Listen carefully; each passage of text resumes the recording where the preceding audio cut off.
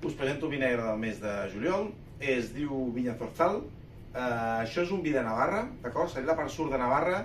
Per ubicar-vos una miqueta seria quan agafeu l'autopista passat Saragossa, abans d'arribar a Navarra, a Rioja, perdó, hi ha Tudela, és entre Tudela i Alfaro, que això seria Rioja. És a dir, és molt a prop de la part sud de la Rioja Baja i és la part sud de Navarra. Total, és una zona de clima una mica més extrem, perquè aquí estem parlant ja que és unes vinyes que s'allunyen una mica de la influència de l'Ebre, que aporta un cert clima mediterrani, un cert clima temperat, i aquí anem cap a climes més continentals. És a dir, és una zona climàticament més dura, és a dir, hiverns molt freds, estius molt calents, una altitud d'uns 500 metres d'altitud, és a dir, semimuntanya.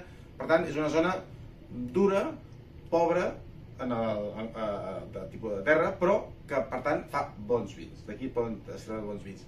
Aquest celler vol recuperar varietats pròpies de la zona, que és la garnatxa. Per tant, això és un vi de garnatxa 100%, garnatxa negra i sense bota.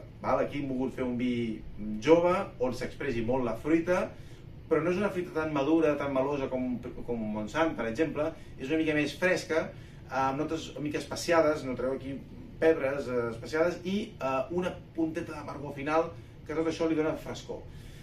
Per tant, és un vi afruitat, és un vi jove, però no és un vi finet, és un vi amb caràcter i que us recomanaria per taules d'embotits, per carns fredes, algun arròs, per exemple, i que al ser un vi jove, la temperatura de servei us diria de prendre uns 16 graus, 15-16 graus, aquest punt de frescor ideal, que també ens genera molt bé per aquests dies d'estiu que busquem vins amb caràcter, però que puguem veure una mica més frescos.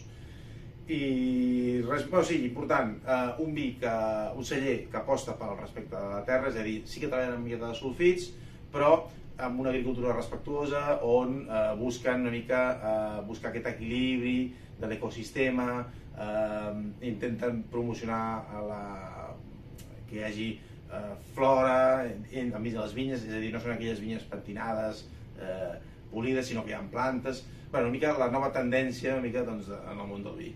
I res més, desitjar que us agradi i ja em direu.